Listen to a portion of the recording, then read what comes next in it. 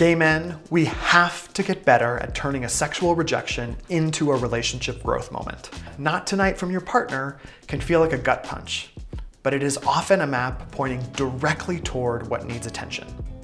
Gay men tell me every week that they assume rejection means they're not attractive enough or performing well enough, which is almost never the case. If you don't slow down and get curious, you will both keep missing each other in the dark. My name is Tom Brewitt. I'm a sex and relationship expert who works primarily with gay men and queer couples. And in this video, I'm going to be talking about what to actually do when your partner doesn't want to have sex.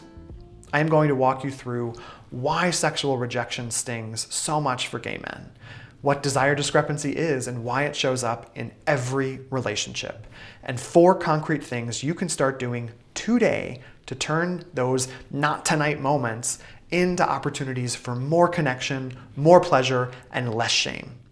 So if you have ever thought, my partner doesn't want me, stay with me, because that is not usually the full story. Let me start with a story. I'm going to change some details to protect privacy, but the emotional experience will probably sound familiar to many of you. A friend came to me recently, and he was angry and hurt. He and his partner have been together for a while, they're open, and they used to have really hot sex both together and with other people. But over the last few years, their sex life has gotten a bit scarce, to say the least. They play with other guys more than they do with each other, and my friend has been wondering, is that why we're not having sex? Is he not into me anymore? One night, my friend finally builds up the courage to ask for sex. And this has become a big deal in his mind because it's rare.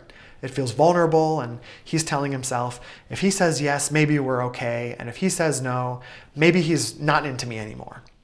So he asks, and his partner responds in this kind of shaming or dismissive way. Something like, ugh, no, I'm not into it tonight. And that was it. My friend felt gutted, a bit humiliated, a bit angry. And by the time he started venting to me, he was already thinking, maybe I'll just stop trying. Maybe the relationship is over. Now, if you're listening to this and nodding, I want to pause here and say this is so common.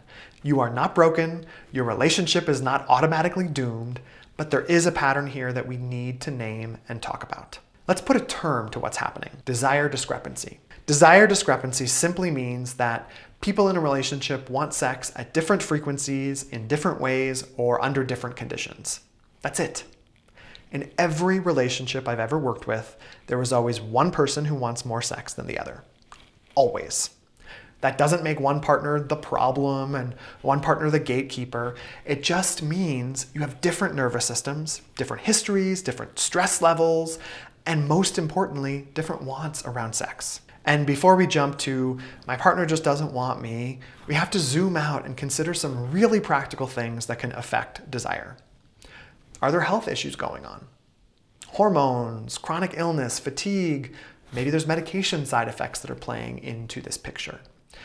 Is there physical pain during sex? Especially for anal sex. If penetration has been painful in the past, of course you're not going to be wanting to do that. Has there been relationship trauma, betrayal, conflict, or unresolved resentment that makes sex feel emotionally unsafe? Is substance use a part of the picture? For some gay men, it's been easier to have sex under the influence, and sober sex feels awkward or scary. We have to normalize that desire discrepancy is not a sign that you picked the wrong partner. It's a sign that you're human. The relationships that thrive are the ones that learn to work through tough topics like this. And let me say this clearly. Never force or pressure someone to have sex. Hopefully that goes without saying, but guilting or forcing someone into sex will always backfire. Pressure kills the mood. It increases anxiety, and it often decreases the sex that you're having. Consent and choice are non-negotiable if you want sustainable, hot, connected sex. So the question becomes, if we accept that desire discrepancy is normal and consent is law, what can you actually do when your partner says no? We are going to walk through 4 big shifts that you can start making right now. Number 1, talk about sex, but not right before, during, or right after. Most couples do one of 2 things. They never talk about sex at all, and they just silently hope things will magically improve.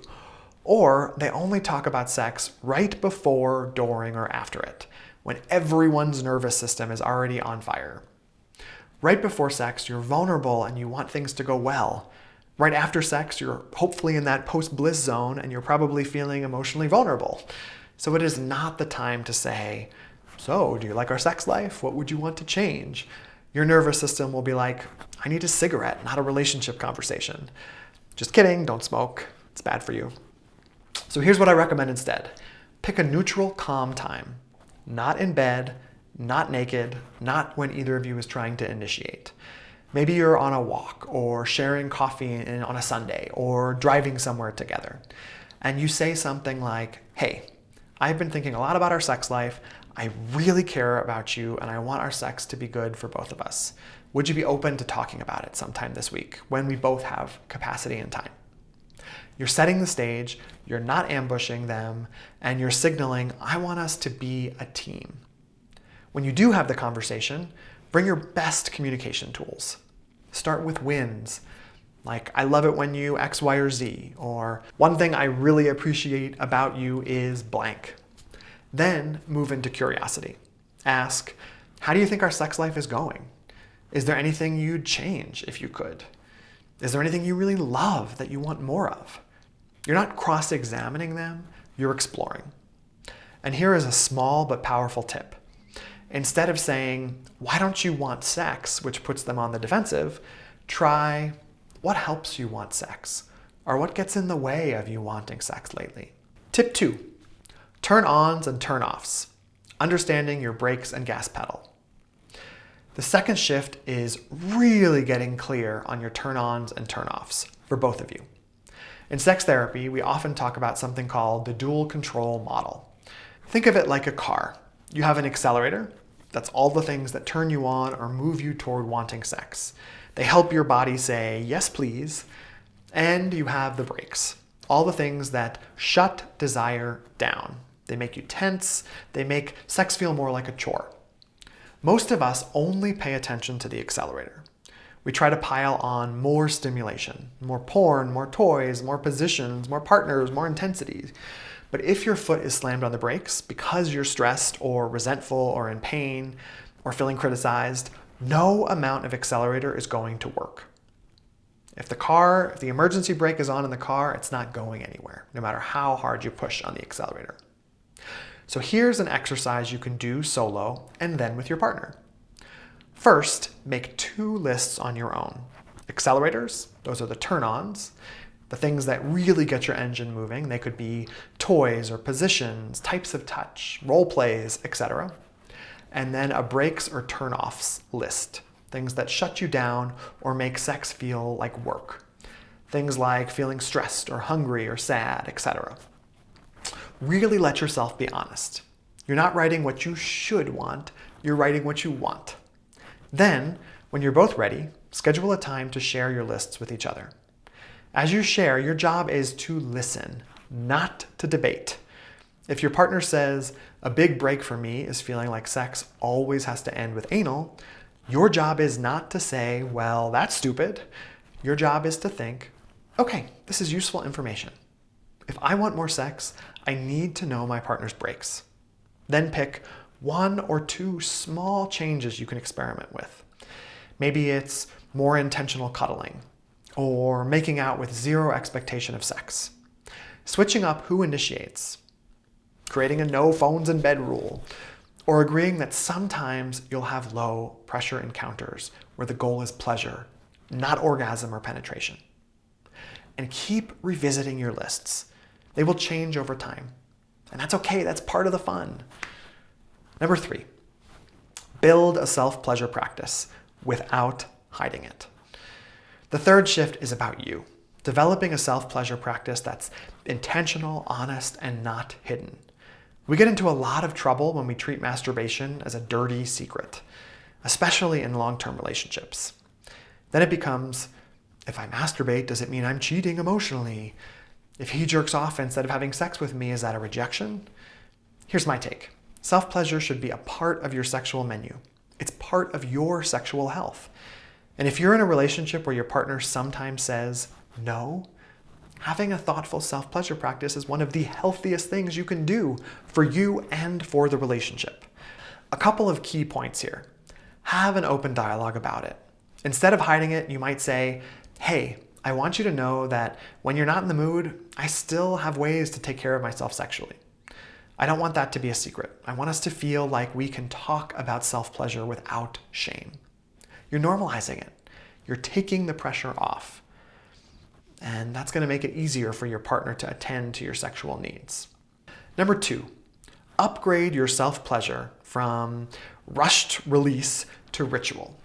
If your pattern is squeezing in a quick session between Zoom calls, hunched over your phone, you're not actually nourishing your sexual self. You're just trying to discharge tension. And that's okay, but that's not what we're talking about here. What would it be like to make self-pleasure nicer? Maybe light a candle, put on some music, use toys or lube or sensations you're curious about. Explore erotic literature, audio erotica, or porn that actually aligns with your values and desires. And here's where this ties back into the dual control model. Use self-pleasure as research time. Notice, what are new accelerators that I can explore? What fantasy do I consistently come back to? What environments or types of touch feel really good in my body? Write those things down. Add them to your accelerator list. This becomes valuable information you can bring into conversations with your partner. Things like, I've realized I really love slow buildup and teasing. I'd love to experiment with that together. Self-pleasure is not giving up on partnered sex. It's one way to stay connected to your erotic self, and you're not putting 100% of the responsibility onto your partner, which is really important, especially if they're going through a low desire phase. Number 4, mix it up. Break out of the same old script. This 4th shift is about variety.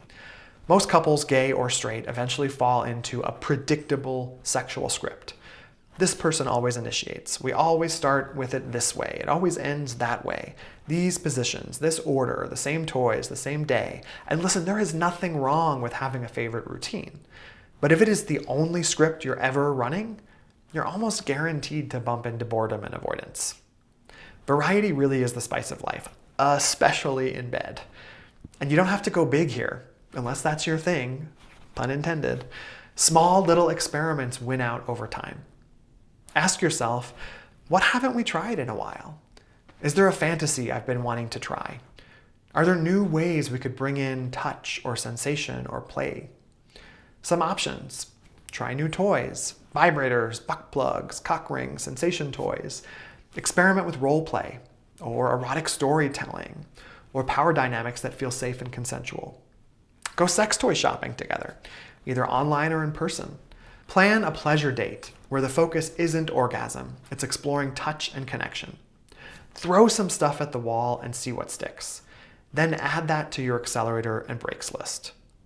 And every time you try something new, you create another opportunity to talk about it.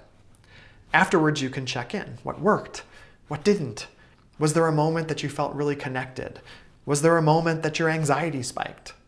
Again, this turns sex into a collaborative practice, not a pass or fail test. Let's bring this back to the friend who felt so rejected and ashamed after his partner said no. If they did nothing, if this friend did nothing, that moment would probably calcify into a story that he doesn't want me, I'm too much, our sex life is dead, we're not good together. But if this friend was able to use the tools that we've talked about, they'd carve out a time to talk about their sex life, not in the middle of a failed attempt. They'd explore each other's accelerators and brakes. They would build a more intentional self-pleasure practice so that there's not always pressure on your partner to please you. And together, this friend and his partner might start experimenting with new ways of connecting sexually. Maybe more non-penetrative play, or more sensual nights, or more planned hookups that actually bring them closer together rather than pulling them further apart. Remember, sexual rejection hurts, especially for gay men who grew up being told our desires are wrong or dirty. Of course that no opens up old wounds. Desire discrepancy is normal. You're not broken. Your relationship isn't automatically doomed. Pressure and coercion will always make things worse. Consent and emotional safety are the foundation of a hot sex life. Talking about sex, understanding turn-ons and turn-offs, ritualizing self-pleasure, and mixing things up are all ways to transform that no into information and that information into growth. If this video resonated with you, great. I'd love to recommend my video about 4 mistakes to avoid in the bedroom. In that video, I talk about ways to avoid common mistakes so that you can have better, more connected sex each and every time.